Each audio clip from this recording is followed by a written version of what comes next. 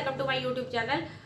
चलिए आज मैं आपको मोस्ट इम्पोर्टेंट धर्मवीर भारती जो 12th बोर्ड एग्जाम में आने वाला है उनका जीवन परिचय कराने वाली हूँ, इसलिए प्लीज वीडियो में आप एंड तक जरूर बने रहिए। अगर आप मेरे चैनल पर नए हैं तो प्लीज लाइक एंड सब्सक्राइब करना ना भूलें। चलिए इनका जीवन परिचय पढ़ते हैं कुछ शॉर्ट वीडियो में, ठीक है। ये एक नाटककार भी थे, पत्रकार भी थे, कथाकार भी थे, उपन्यासकार के रूप में भी विख्यात थे। इनका जो जन्म हुआ था वो 25 दिसंबर सन 1926 ईस्वी में उत्तर प्रदेश में इलाहाबाद में हुआ था, ठीक है।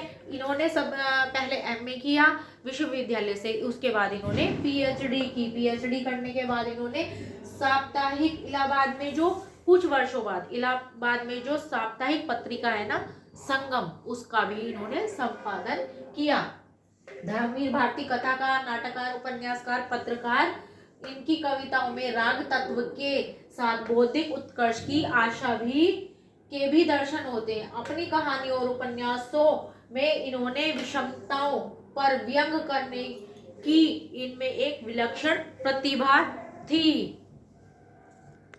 इनकी साहित्य साधना से प्रभावित होकर सरकार ने इन्हें सन 1972 ईस्वी में पद्मश्री पुरस्कार से अलंकृत किया और 4 सितंबर सन 1997 ईस्वी में इनका निधन हो गया। साहित्य का अवदान देखता डॉक्टर धर्मवीर भारती जी इलाहाबाद के निवासी थे। इलाहाबाद में ही इन्हें कौन कौन मिला देखो, निराला जी मिले, ठीक है, महादेवी वर्मा, डॉक्टर राम कुमार वर्मा और पंत, ठीक है, जैसे महान साहित्यकारों के संपर्क में आने का इन्हें अवसर प्राप्त हुआ। इन साहित्यकारों से इन्हें साहित्य सर्जन करने की प्रेरणा भी प्राप्त हुई और इनकी प्रतिभा में भी काफी निखार आया, क्योंकि वो निखार आया।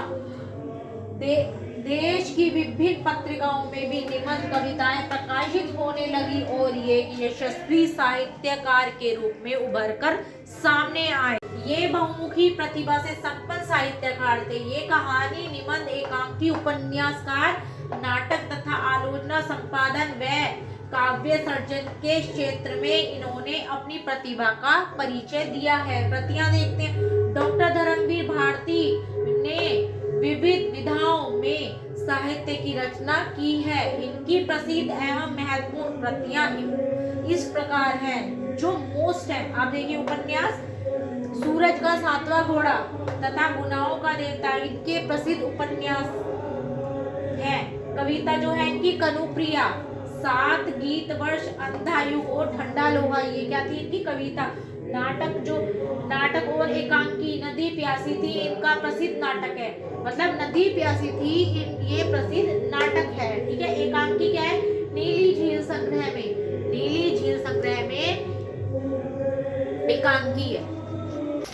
निबंध संग्रह, कहानी अनकही, निबंध संग्रह जो थे इनकी कहानी अनकही, ठेले पर हिमालय और पश्यंती। आलोचना, मानव मूल और साहित्य। इनकी रचनाओं के अतिरिक्त इन्होंने विश्व की अतिरिक्त इनकी जो रचनाएं थी उनसे अतिरिक्त इनकी भाषाओं में कविताओं के अनुवाद भी, मतलब अलग की भाषाओं के अनुवाद भी देखने को मिलते हैं। भाषा शैली, भारती जी की भाषा प्रभावपूर्ण, सशक्त और प्रौढ़ है। इनकी भाषाओं में परिकृष्ट एवं परिमार्जित भाषा का प्रयोग मिलता है। इनकी भाषा में सहजता, सरलता, सजीवता और कहावतों के प्रयोग से भाषा में गति और बोधगम्यता आई है। अनेक स्थलों पर, विशेषकर नाटक स्थलों पर इनकी भाषा अलंकृत हुई है। शैली, विषय और विचार के अनुकूल भारती जी की रचनाओं में भिन्न भिन्न प्रकार की शैलियों का प्रयोग हुआ है। शैली देखते हैं कि भावनात्मक शैली, समीक्षात्मक शैली, चित्रात्मक, वर्णनात्मक, व्यंग्यात्मक, ये इनकी शैलियां थी। अब देखते हैं इनका हिंदी साहित्य में स्थान। डॉक्टर धर्मवीर भारती का एक कवि, नाटककार, कथाकार, निबंधकार और पत्रकार के रूप में हिंदी साहित्य में अपना एक विशेष स्थान है। इसके अतिरिक्त गद्य साहित्य के इतिहास में इनका महत्वपूर्ण स्थान है। इनकी भाषा शैली किसी भी पाठक को अपनी ओर सहज ही आकर्षित कर लेती थी। नई कविता के इतिहास में इनका महत्वपूर्ण योगदान है।